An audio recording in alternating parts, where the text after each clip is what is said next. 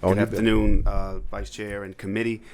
House Bill 728 is an attempt to improve, clarify, and in some way streamline our current laws with respect to medical release. HR 51 last year, which passed out of this body, created a bipartisan task force to study this issue and to come up with recommendations. That task force included representatives from the DLC, Department of Public Safety, the Sheriff's Association, the Department of Health, the Governor's Office, as well as physicians and members of the state legislature, as well as family members who are impacted by crime, survivors, and other stakeholders around this issue. There's going to be some testimony here today to talk about where we are today on this matter and where we're trying to get as a state. But what I can tell you is that Louisiana is certainly an outlier in terms of the number of individuals who are serving life sentences.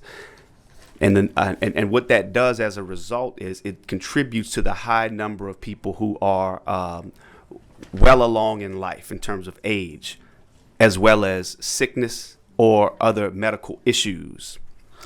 And when we talk about the issue of balancing public safety versus the costs that we spend as a state for incarceration, we are spending millions of dollars to house and serve as an infirmary, oftentimes for people who cannot, let alone care for themselves, and pose zero threat to the public safety. This is an issue we're just trying to improve based on what is already currently law. Before anybody makes a motion to involuntarily defer, I will just ask the committee to hear the testimony. There's a lot of discussion and debate still going on. And I'm talking with the DAs right now, talking with the Department of Corrections right now. We have some proposed amendments in concept that have not been agreed to. But what has been agreed to is that we will continue having this discussion in hopes that if we can defer possibly a week, maybe come up on with some agreement that we can all agree to. But before we get to that point, I would like to invite some folks to the table who can talk in much more detail about what is currently a very complex process that led to the need for this legislation. This is the second time you've come before this committee of late, and the second time I have real concerns with what has been presented. And for Rep. McCormick, my friend, I'm not trying to signal you out, but I do want you to listen to this. You have presented this bill as a medical release bill, I believe, and it's anything but, and it's far more in its reaching. current form. In its current form. In its current form. Not. I ask that you just be patient, Rep. Villio. They have proposed amendments. I realize. I understand what you're saying. But these amendments are in. No. I said the amendments are in concept. They have not been proposed or adopted or even agreed to yet. I realize that what's before you is much more broad than what I'm talking. So I'm asking for your patience. Okay. I'm not asking you to vote on anything today. And believe me, you know my vote, I think, right now, because. Well, you're preparing to vote on a bill you haven't seen yet. Okay, but I want to make sure I understand the bill that you called a medical release bill says that it reduces the age requirement from 60 to 55. It removes the requirement that offender not be convicted of a crime of violence or a sex offense. I'm not going to entertain those questions because I have said to you that this is not the bill that I'm asking you to vote on. But it is the bill you drafted and filed and called. Which I have a right to do. Absolutely, but titled that it was a medical release bill. Well, I just want that clear for the record. Look, okay, you can make your record. Thank you. I appreciate it. Good morning. My name is Ronald Marshall. I'm a former incarcerated man. I've been home 6 months now. I worked in the hospice program at Rayburn Correctional Center in Angela, Louisiana. And I worked in that hospice program for about maybe 3 years. And I have never seen so much debt, men dying in my hands. I'm talking about it was just unreal. And there was no help for coming to them. And I support this bill for that, not just for that reason, but it's a human thing to allow these guys to come home in their terminally ill stage or their irreversible medical conditions and allow them to live out whatever days they have with their families. It's not going to harm society, but it's hurting Louisiana because it costs, man, I'm talking about it's going to cost roughly hundreds of thousands of dollars, millions of dollars to keep a terminally ill person incarcerated for the remand until they're dead. So that's why I support this bill, and I just want this committee to listen to the doctors going to come up here and talk about the bill. It's all a testimony, because this is a good bill. It's do a good thing. It's a human thing. It's a moral thing to do, and that's why I support the bill. Thank you. You're welcome. I can remember years ago when Warden Kane, he approved the first hospice program, the Norris Henderson and several of us, that we volunteered. And I tell you, even though I committed a serious crime, and I looked at these guys that have to bathe someone and look at them and hold their hand while they're dying, and the only thing they wanted to do to be home one more time, and I understand you got the other side of the victims, I understand that. But where's your mercy and your grace? And then we had Point Lookout, where we gave people and we buried people. But I'm here to support this bill because it makes a lot of sense. The people we are talking about are not coming back out and going to be out in the street ripping and running. They're going to be bedridden. And I have a family member now that I've talked to that they've actually trying to prepare their home for their loved one to come home, and they're 6 months about to pass. And I know I'm probably, just speaking on deaf ears right now, but at least I'm going to be on the record. Be on the record. Because I just want you to hear and understand that some people do deserve mercy and grace if they are terminally and they are sick like that. And I understand, I can look at the faces now. When you look up, wow. I wonder would God be proved with what you're looking at right now. Good afternoon. My name is Norris Henderson. I'm the executive director and founder of VOTE, which is an acronym for Voice Experience. Like Chico just mentioned, me and him created the hospice program in Louisiana, really. And it became a world-renowned program, probably because folks were dying. And the reason we created that program, because folks were dying in prison without an opportunity to get out. We have kind of like this state that kind of like pushed us to be the incarceration capital of the world. People went to prison, they died in prison. But I'm here to talk about a particular case and why we are supportive of this piece of legislation. I coached football while I was in prison. And one of my players got paralyzed. He's quadriplegic. He's been in the bed for 15 years. Everybody has to do everything for him. And the astronomical cost of keeping him there don't make no sense. He has a family that's willing to take him. And the only prohibition is because of what he came to prison for. And I think at the grace and mercy that Chico talked about is what this bill actually represents. It's not saying we letting somebody out of prison who's going to be walking the streets tomorrow. This guy's a quadriplegic. Has been in the bed for 15 years or better. We have people walking around in the prison, being led around in the prison that's blind. That's serving no purpose but being a burden to the state. And so this bill would take people who are terminally ill, that the secretary has the authority to kind of like release people other than folks who on this prohibited list. And all we're trying to do is be more inclusive, that people are dying or in this vegetative state, that they get the opportunity just to be released from prison. And like Chico said again about victims, and I understand the strong emotional crime victims, because Mardi Gras of 2000, my son and my future daughter-in-law was murdered. And I tell people all the time that I don't believe we should base laws on the way we feel at the worst moment of our lives. And so we're trying to create something where this is not about who's right, but what's right. And I would just ask everybody that if they had a loved one that was similarly situated, because nobody is immune from this, that how would you approach this situation? How would you literally approach this situation? Would you have a person that's in a hopeless situation inside a correction environment that can't do anything for themselves, can't bathe themselves, can't feed themselves, can't do anything? Why would we not want that person released to their family or to a nursing home, at least where their family can visit them in a better surrounding? Thank you.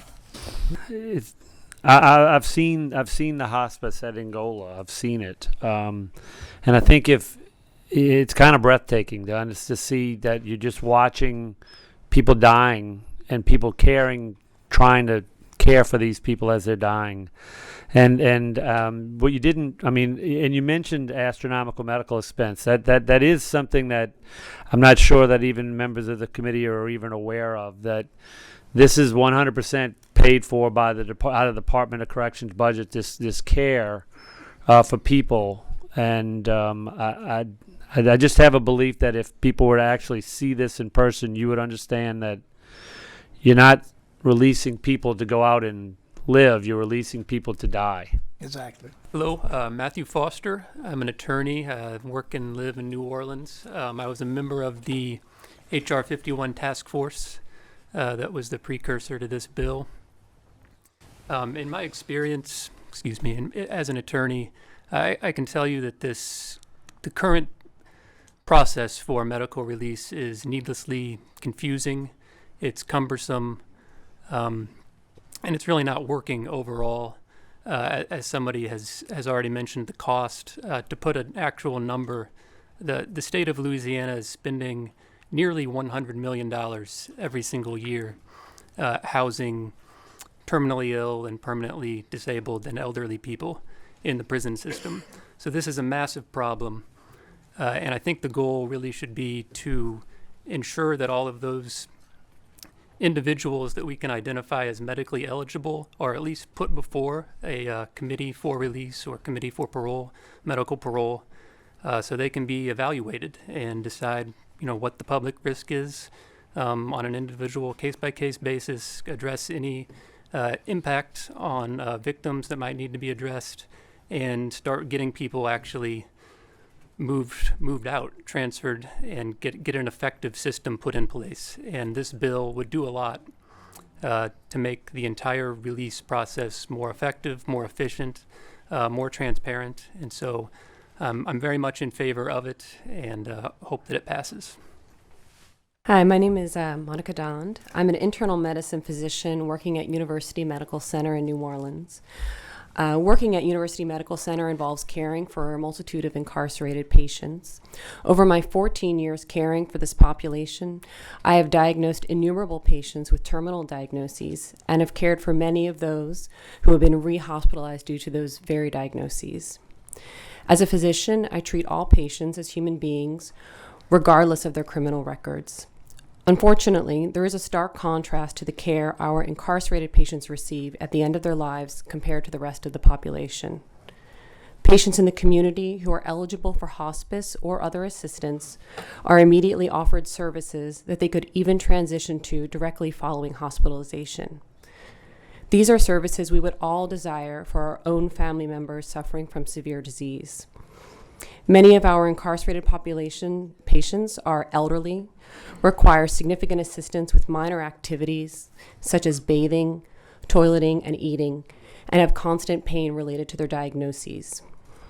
Some are unable to speak or communicate their needs and are totally reliant on others for the entirety of their care. In these end-of-life cases, I request compassionate release.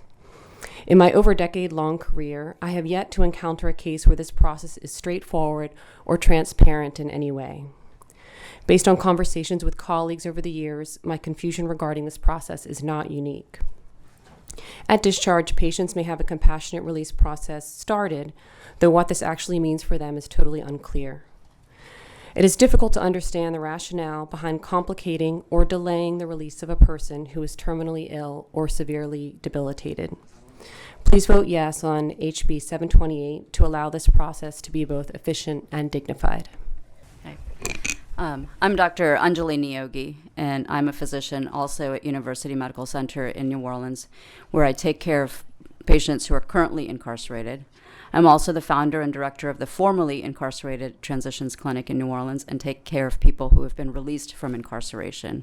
And I was the chairperson for the House Resolution 51, which was the task force Representative Duplessis referred to. And we came together with Department of Corrections, victims advocacy groups, Louisiana Medicaid, physicians, community members, a whole group of people to address this. And House Bill 728 reflects the findings from our study.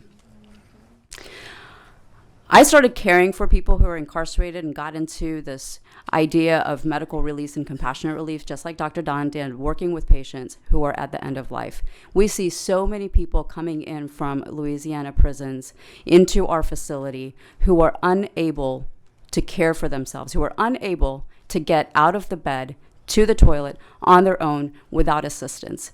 We have to have a guard, a nurse, and oftentimes another technician to help them get to where they need to get. These are the patients that we're talking about. These are the patients that we are saying is, one, costing the Department of Corrections upwards of $100 million a year. These are the patients that we're keeping incarcerated. These are the patients who are not going to have a reversible illness. This is something who, short of a lung transplant or short of some miracle, are not the people that we're talking about. Oh, you release them, they're going to get better, and then they're going to commit another crime. These are the people that are literally at the end of their life. So I ask you to please consider those, consider the cost, consider what we are doing to people, tying them down in our hospitals, sending them back without knowing who and how they're going to die. So please vote yes on House Bill 728. Elena Malik, and I will be reading a statement prepared by Rose Preston, creator of the Crime Survivors NOLA Resource Guide and Louisiana Survivors for Reform appointee. It is understandable that crime survivors would have reservations about an inmate's medical release from prison. It is helpful to know that such releases are rigorously examined and involve strict criteria, and is only for inmates who are typically in the final phases of their lives or have serious debilitating illnesses. This means that many factors are carefully considered, such as the inmate's record, how much time they have served, what parole supervision will be in place, where they will be located, and of course, notification to crime survivors, plus safeguards that prevent the inmate from contacting the crime survivors. Currently, only a minuscule amount receives such medical releases, 0.2% of the prison population, or about 15 prisoners a year over the past 15 plus years, despite many more being eligible. Medical release helps to lessen the burden on prison medical staff and their systems for dealing with sick inmates, thereby opening access for other prisoners. A related and salient aspect is that this greatly reduces financial burdens on a prison system that is always straining to meet basic healthcare guidelines, because those seeking medical releases are those who most tax the prison health system. It is striking that Medicaid funds are denied for those incarcerated, but are allowed for those on medical release. In 2020, these costs for potentially eligible inmates, who likely won't pose a threat to the community if released, amounted to just under $100 million, costs the various prisons had to absorb. For these reasons, I support medical release. Many of the current practices seem to be in critical need of an overhaul, especially given the inconsistency of differing criteria that various prisons employ, some of which seem arbitrarily decided. A streamlined, standardized state system is thus clearly needed, with set deadlines for the various junctures involved, such as screening and referrals or appeals, and also including timely notification for crime victims and survivors. Another issue is that splitting the medical release between three types, compassionate release, medical parole, and medical treatment furlough, seems unnecessarily cumbersome and confusing. It is also clear that there must be better communication between levels of medical staff and correctional personnel, and that the process be transparent and documented, and to allow patient advocates and families to initiate the process. It's unconscionable that no explanation is provided for denying or revoking medical release, and this should not be allowed to perpetuate. There are many proposals carefully thought out in this task force report that involve timely ethical solutions. Including this task force to help oversee this process can be a way to bring some insight and parity by involving formerly incarcerated inmates while also keeping the needs of crime survivors in view. Thank you. Representative Bacala. My name's Alan Haney. I'm an assistant district attorney in Lafayette, Louisiana. I'm here to give our opposition, the DA's Association's opposition to this bill. Representative Vilio, I would absolutely agree with you that the title of this bill is, as I read it, very misleading. Now I'll say, Representative Duplessis, we're talking about amendments, but as it stands right now, this is clearly a veiled attempt at old-timers parole. In fact, it's pretty clear that it's taking away the protections that the victims of murders, particularly in my parish, have, and that they can sleep at night knowing that in Louisiana, life means life. Okay, we say that all the time. As a prosecutor, I can say I used to say that. I don't really say that anymore. I've been to too many commutation hearings, been to too many parole hearings for me to even say that to victims of crime. I could go through a lot of problems I have in this bill. I can tell you that even I've seen some of the proposed amendments. A lot of our objections have to do with the details. Okay, what do these definitions really mean? What is a terminally ill person? If somebody has HIV, are they terminally ill? Are they not? There's a lot of questions that we have when it comes to those definitions. We are absolutely opposed to it, particularly as it is proposed right now. And I can take any questions that you have. I mean, those are the main things as it exists right now. I think just the fact that they're allowing for people that are in there for life to be considered, which is not the law as it is right now, is a huge problem for us, for the DA's Association, and for me as an assistant DA. We have 3 additional cards in opposition, which will be read into the record or entered into the record, and 25 additional cards in support, which will be kept in the record of the House. Representative Marino. I didn't know if Representative Duplessis wanted to say anything else, but I did have to speak to the author. I heard him say that he wished to defer his bill, and as a member of the committee, I'll move to voluntarily defer his bill at his request. Okay, I have a motion by Representative Marino to voluntarily defer the bill. Is there any objection to voluntarily deferring HB 728? Seeing no opposition, HB 728 is voluntarily deferred at the author's request.